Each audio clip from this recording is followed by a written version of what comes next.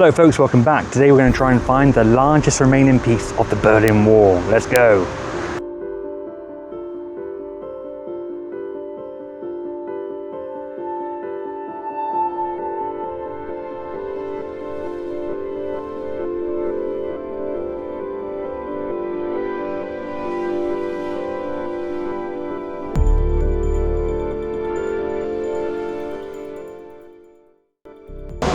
So we've just made our way down from the Brandenburg Gate. You come down past the Holocaust Memorial. Behind me is Potsdamer Platz, and then you'll spot in the road here this curve, this double row of cobblestones, and that marks where the outer wall stood. So follow this round and take that left, and we'll start to get closer to a piece of the Berlin Wall. So just 2 to 3% of the Berlin Wall still stands in its original position today in 2020. And today we're going to find a piece of the outer Berlin Wall, the largest remaining piece of the outer Berlin Wall in its original position. And as we're walking down the street and we're following this double row of cobblestones over here on the other side of the road, we'll start seeing in front of us something unusual, and it's a piece of the Berlin Wall.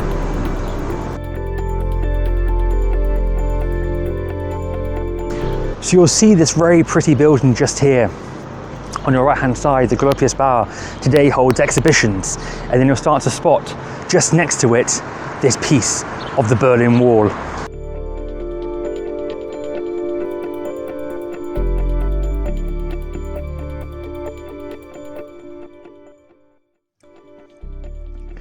So outside the Gropius Bar, you can follow this line all the way to this piece of the Berlin Wall.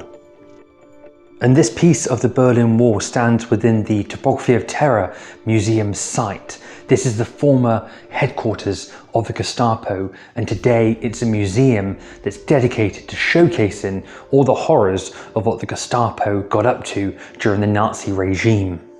And in the background here we can see this hot air balloon as such taken off not too far away, and that's the Die Welt, the world. It's part of Air Service Berlin. You can ride this up 150 meters into the sky for some great views over this part of the city.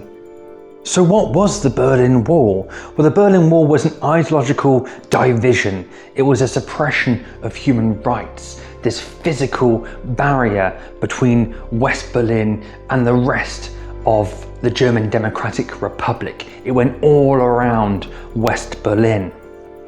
Now it was built for many deep reasons, but the number one was to stop the brain drain of talent. Between the end of the Second World War in 1945 up until the summer of 1961 when the Berlin Wall came up, 2.7 million people made their way into Western Europe, many through Western Berlin, which was this outreach, this island surrounded by the German Democratic Republic. And the reason why it was called a brain drain of talent was because many of these people, about 15 to 20% of the population at the time, were the educated, the skilled workers. And they were terrified in the German Democratic Republic, this puppet state of the Soviet Union, that they would collapse basically. And so they built this physical divide, and it caught everyone by surprise. If you had parked your car in East Berlin and spent the night in West Berlin, you lost your car overnight. If your job was in one side of the city and you lived in the other, you lost your job. Families were torn into pieces. Friendships ended overnight. You could no longer see your friends and family. And then this wall stood in Berlin for 28 years, and nobody ever imagined it would ever come down. But why was there a West Berlin in the first place? Why was this separate western part of Europe in the Eastern Bloc? It seems very strange. And the reason why we have this is because at the end of the Second World War, at the Potsdam Conference in 1945, where Russia, Britain and America came together, and then also France joined in as well, they divided up Germany to help administer the country, how to establish post-war order, to work through peace treaty issues, and also counter the effects of war.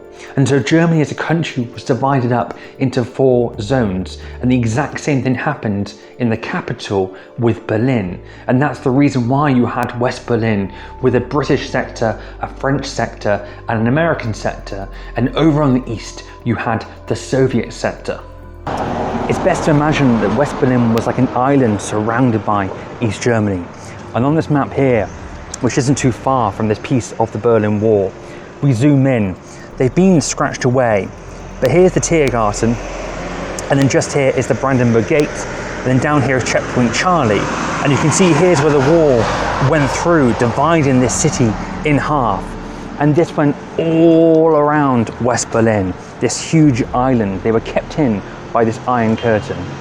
So this is the Berlin Wall as it wraps around West Berlin.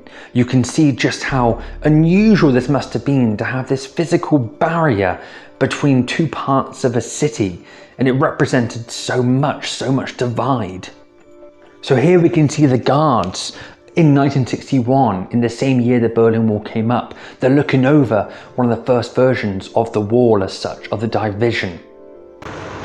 And here's this piece of the Berlin Wall in this photo here.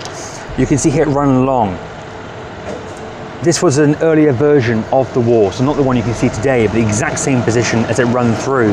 And this site here now is Topography of Terror. This is the piece of the Berlin Wall from the other side. This is the outer Berlin Wall. On the other side of the wall, you find the death strip, or no man's land. And this was full of nasty things to try and stop you from crossing from one side to the other, usually from the east into the west. Although at the time, the GDR, the German Democratic Republic, would have you believe the reason why the Berlin Wall was built was to stop the Western fascists from getting in to East Berlin and into East Germany. If you did manage to get over this 12-foot high wall, you notice it's curved at the top, and that's to stop grappling hooks from being thrown over to pull yourself up. If you manage to get over that incredible obstacle, you would then land into the death strip. Now the first thing you would come across is things like barbed wire, but then you have landmines as well, guard dogs, military vehicles. There were 300 watchtowers dotted along the Berlin Wall. When people visit Berlin today, they're not always that shocked by the Berlin Wall. They say it's just a concrete wall, it's not even that high, it's not that scary, it's not daunting. This is just because we're only seeing it in the modern light. The Berlin Wall, when it stood for 28 years in Berlin, was terrifying. You didn't want to get close to it on either side. Whilst there's only 2 to 3% of the Berlin Wall still stood in its original position today, it's what it stands for that's so important. Because Berlin today is a child of yesterday, and its shadow weighs a ton. If you've enjoyed the video, give it a like, and if you're new to the channel, why not subscribe for more videos on Berlin's history and culture. See you soon.